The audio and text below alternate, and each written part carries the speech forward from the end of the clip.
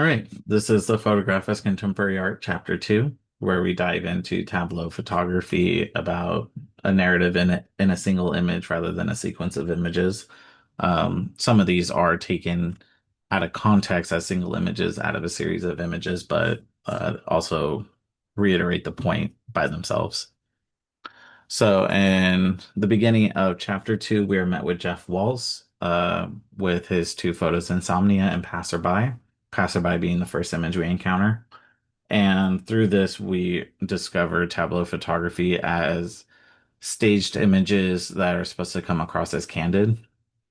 And with Passerby, he wanted to talk about that threatening nature of coming across somebody on the street at nighttime and you don't know if it's just a casual civilian also walking by you or if it's something more threatening, like somebody trying to mug or attack you.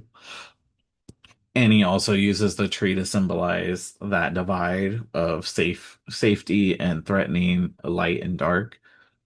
And then in his insomnia photo, we are met with more of like a theatrical stage approach where there's no personal items. It's just very meticulous setup as well as just kitchen appliances, and the viewers led from left to right in the scene where we see the empty chair down to the bottom of the floor where he lays to the chair on the right where he might have stood up to reach the bag, and the bag shoots out to the left into the cabinets, and then the cabinets draw back down onto the floor where he lays.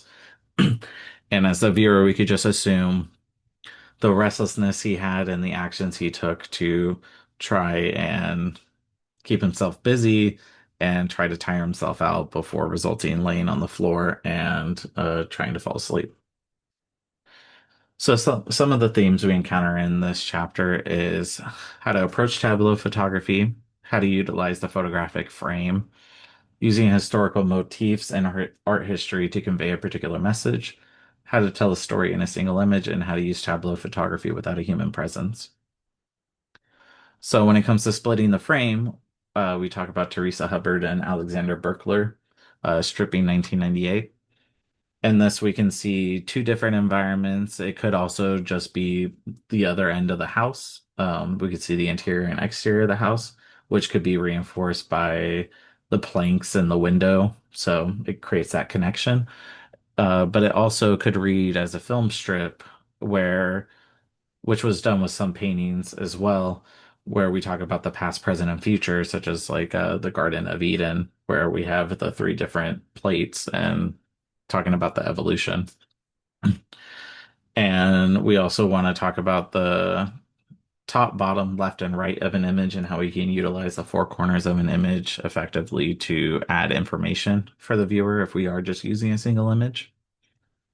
And a runner-up to the one piece of work that to convince you why it matters in a contemporary historical text is this photo by Philip Lorca de Corsia, Eddie Anderson, 21 years old, Houston, Texas, $20, which is from his series titled Hollywood, where he encountered men on the corner of Santa Monica Boulevard and got his titles based off of a series of questions he asked them and then how much he paid them to model for him. And so the subject in this photo is Eddie Anderson. He's 21 years old. He's from Houston, Texas, and he was paid $20 to model for DeCorsia. And the reason why I was so attracted to this image is because the author's context to this image differed from mine, where the author went about the lighting in a different respect, where they talked about how it's set at dusk time and how that can transfer from day to night and could create that eerie tension or that threatening tension of what happens when it goes from day to night, especially in a city like LA.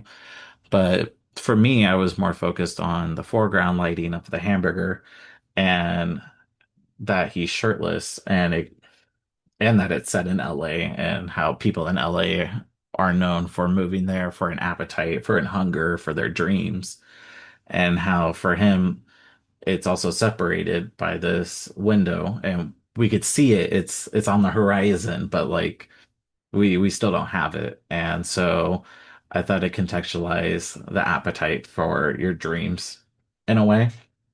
And I thought that was reinforced as well through the shirtless motif of being able to see, is he eating? Is he well fed? Is he too skinny?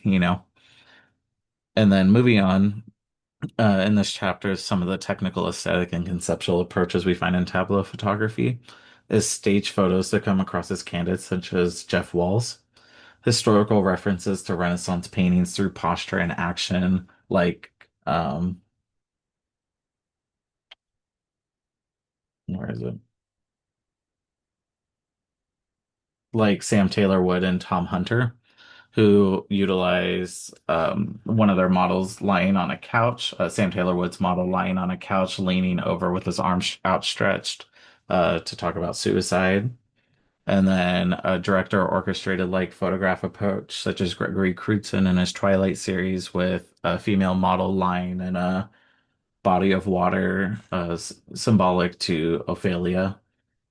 And then a blend of fact and fiction, which we'll get into on the next slide, splitting the frame, such as Teresa Hubbard. Dreamlike qualities, such as hiding your subject's face and having the environment characterize your subject for you through the environment and the props. And then they could also have intense drama or ambiguity in the image, and also a significance with human absence in the image. So, when talking about a blend of fact and fiction, Untitled 59 by Proxy, 1999 by Anna Gaskell is a really good example because this image portrays a nurse at the feet of either other nurses or children, and it is relative to two different separate stories, both told in one single image.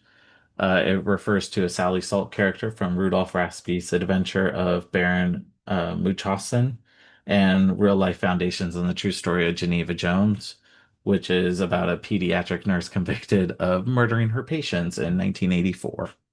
So Tableau can have that give and take. And for my one piece of work, to talk about the contemporary historical context of it, I chose Azima Karu's 302 or Where's Paula and Joe 2001 because I thought he took a very different approach to the modern context of how we interpret fashion photography, both in a studio and in an environmental context, where in studio we see very, very colorful, very vibrant garments on, and either the light shines on like the jewelry or the it shines off the fabric depending on the texture of the fabric. Environmental contexts might be in off-camera lighting and cityscapes, backgrounds to create this grandeur type of presence. Whereas this is very off-putting and very unusual and memorable for me. And it's a series that explores models who die during an accident while wearing designer clothes. And the titles that he makes are the name of the model, which are awfully often renowned models, and the designer of their clothes, which is why the model's name is only, it's not their full name. And then it also pays homage to the 1970s of pairing ideas of cultural and commercial beauty with abject social narratives. And the reason why I think this is important for contemporary historical contexts is because of how different the approach is. And that's nothing like I've encountered even during that time. I'm unfamiliar with fashion photographers that have taken this approach. And so I thought it was very unique. And so moving on into the chapter, we got into um, tableau photography without with human absence. And when I was met with Classroom 1998 by Catherine Boss, I was trying to interpret the context, and I thought maybe it was a unusual space that maybe she staged for a classroom, but it might have a different use on a day to day. And it was kind of close, but it is actually spaces rented out for sex, and she wants to talk about the sexual cliches of sexual fantasies and how these spaces depict um, those motifs. And then in continuation of human absence, but in a different respect, Hannah Collins in the Course of Time 6 Factory Cacao 1996. It is a 2 by 5 meter or 6.5 feet by 16 feet print installation on a gallery wall, which is massive. And she wanted people and viewers to almost feel like they're entering the space, but it's supposed to be a investigation of human behavior and historical contexts. And through this, all these images tell a story in different ways, but they all are done through a single image or are told through a single image for their sequence of images that follow around this around the center of the message they're trying to convey. And that is chapter 2, tableau photography, or Once Upon a Time is the official name of the chapter.